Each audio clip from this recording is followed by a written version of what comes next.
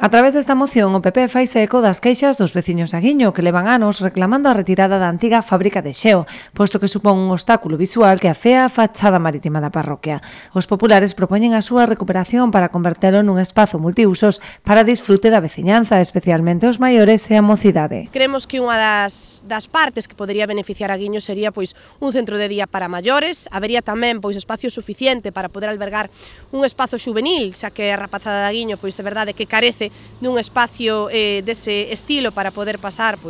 os tempo de ocio, lecer, e que tamén sexa un lugar de encontro e de educacional. Instan ao goberno local a axilizar os cambios urbanísticos que xa están en marcha e buscar acordo coa confraría de Aguiño, titular dos terreos. Para iso puxemos en marcha o que foi un cambio urbanístico. Agardamos que este goberno municipal trate de axilizar esos trámites na medida do posible para que esos cambios urbanísticos entren en vigor,